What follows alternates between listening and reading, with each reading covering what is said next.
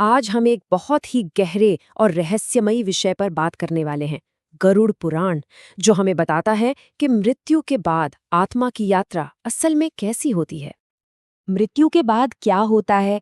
ये एक ऐसा सवाल है ना, जिसने सदियों से दार्शनिकों, संतों और हम सब आम इंसानों को भी सोचने पर मजबूर किया है।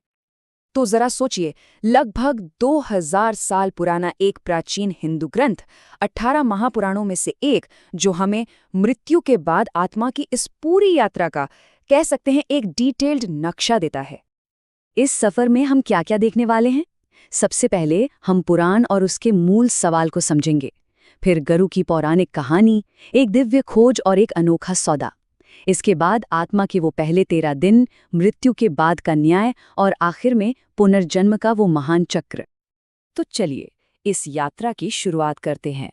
इन गहरे सवालों के जवाबों को समझने के लिए हमें सबसे पहले ये समझना होगा कि इस पुराण का नाम जिसके ऊपर है वो गरुड़ कौन है। देखिए, इस कहानी की जड़ें जुड़ी हैं ऋषि कश्यप और उनकी 2 पत्नियों से, जो सगी बहनें भी थीं, कद्रु और विनिता। ये कहानी है 2 बहनों की, उनके बीच की जलन की और 2 ऐसी इच्छाओं की जिन्होंने सब कुछ बदल दिया। तो हुआ ये कि ऋषि कश्यप ने दोनों को वरदान मांगने को कहा। कद्रु ने मांगा 1000 शक्तिशाली सर्पपुत्रों का वरदान। लेकिन जब विनिता की बारी आई तो उसकी इच्छा और भी बड़ी थी। उसे सिर्फ 2 संतानें चाहिए थीं, पर ऐसी जो कद्रु की उन 1000 संतानों से भी ज्यादा शक्तिशाली हों। लेकिन कहते हैं ना, बेसब्री की एक कीमत होती है। जब कद्रु के अंडे एक एक कर फूटने लगे तो विनिता से रहा नहीं गया। उसने अधीर होकर अपना एक अंडा समय से पहले ही फोड़ दिया और उसमें से एक आधा अधूरा शरीर निकला, जिसने विनिता को धैर्य रखने की चेतावनी दी और वो चला गया। विनिता ने इस बार सब्र रखा और इसका फल उसे मिला। जब दूसरा अंडा फूटा तो उसमें से एक ऐसा शानदार प्राणी निकला जैसा पहले कभी नहीं देखा गया था, गरुड़। आधा इंसान आधा बाज, जिसके पंख आसमान को छू सकते थे। पर एक मुश्किल थी, इस समय तक कद्रु के वो 1000 सर्प बच्चे बड़े हो चुके थे और बहुत शक्तिशाली भी। गरुड़ ने जन्म लेते ही क्या देखा कि कद्रु और उसके सर्पपुत्रों ने उनकी माँ विनिता को अपनी दासी बना लिया है। अपनी माँ को इस गुलामी से छुड़ाने के लिए गरुड़ को कुछ नामुमकिन सा कर दिखाना था। सर्पों की शर्त थी अमरता का अमृत। अपनी माँ को बचाने के लिए गरुड़ सीधा स्वर्ग की ओर उड़ चले। उन्होंने अकेले ही देवताओं की पूरी सेना को हरा दिया और अमृत का कलश छीन लिया। लेकिन तभी उनका सामना हुआ स्वयं भगवान विष्णु से। दोनों के बीच जबरदस्त युद्ध हुआ, पर विष्णु इस बात से बहुत प्रभावित हुए कि गरुड़ ने अमृत की एक बूंद भी खुद नहीं चखी थी। उनकी निस्वार्थता कमाल की थी। तब विष्णु ने एक सौदा पेश किया। उन्होंने कहा, तुम ये अमृत ले जा सकते हो, बदले में तुम हमेशा के लिए मेरे वाहन बनोगे। अपनी माँ के लिए गरुड़ कुछ भी करने को तैयार थे और वो मान गए। और गरुड़ ने अपना वादा निभाया। उन्होंने अमृत सर्पों को दे दिया और जैसे ही उनकी माँ को आज़ाद किया गया, विष्णु ने बड़ी चतुराई से अमृत वापस ले लिया। सर्पों को अमरता तो नहीं मिली, लेकिन विनिता आज़ाद हो गईं। तो अब भगवान विष्णु का वाहन बनने के बाद गरुड़ को मिला वो परम ज्ञान। जैसे कृष्ण ने अर्जुन को गीता का सार समझाया था, ठीक वैसे ही विष्णु ने गरुड़ को मृत्यु के बाद के सारे रहस्य बताए। विष्णु ने गरुड़ को जो ज्ञान दिया, उसमें सबसे महत्वपूर्ण बात थी मृत्यु के ठीक बाद के पहले 13 दिन।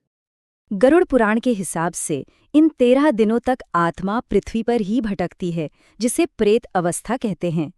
आत्मा अभी भी अपने सांसारिक मोह माया, अपने परिवार से बंधी होती है। यही वजह है कि हिंदू धर्म में 13 दिनों के अनुष्ठान होते हैं, जो 13वीं पर खत्म होते हैं, ताकि आत्मा को शांति से आगे बढ़ने में मदद मिल सके। लेकिन सवाल यह है कि इन 13 दिनों के बाद क्या होता है? यहाँ से आत्मा की असली यात्रा शुरू होती है, न्याय के लोक की ओर।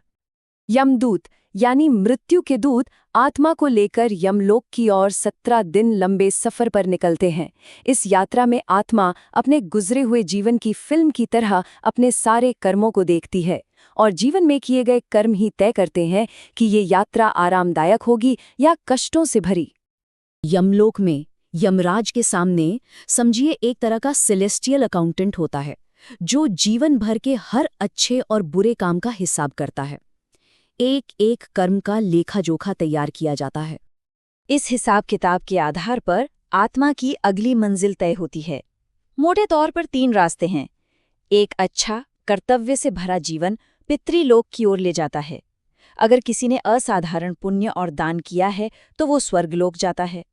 और पाप और दूसरों को दुख पहुंचाने वाला जीवन नर्कलोक की ओर ले जाता है, जिसके 28 अलग-अलग प्रकार बताए गए हैं। लेकिन रुकिए, कहानी यहाँ खत्म नहीं होती। स्वर्ग हो या नर्क, ये आखिरी मंजिल नहीं है। आत्मा की किस्मत को 2 ताकतें खींचती हैं। एक है मोह, यानी दुनिया की चीजों से लगाव और ज्यादा पाने की चाह, जो आत्मा को धरती से बांधे रखती है। और दूसरी तरफ है मोक्ष, यानी आध्यात्मिक आजादी। इस जन्म मरण के चक्र से हमेशा के लिए छुटकारा, जब आत्मा परमात्मा में मिल जाती है। जब तक आत्मा मोह के बंधनों को तोड़कर मोक्ष हासिल नहीं कर लेती, वो बार बार जन्म लेती रहती है। और ये चक्र कोई छोटा मोटा नहीं है। माना जाता है कि आत्मा 84 लाख अलग अलग जीवन रूपों में जन्म ले सकती है। जन्म और मृत्यु का ये खेल तब तक चलता रहता है जब तक मोक्ष नहीं मिल जाता। और इन लाखों जन्मों में सबसे कीमती और सबसे बड़ा मौका माना गया है मानव जीवन को। और यही बात हमें अपने आखिरी और शायद सबसे जरूरी सवाल पर ले आती है। गरुड़ पुराण मानव जीवन को सबसे भाग्यशाली अवसर कहता है। आखिर ऐसा क्यों हो सकता है?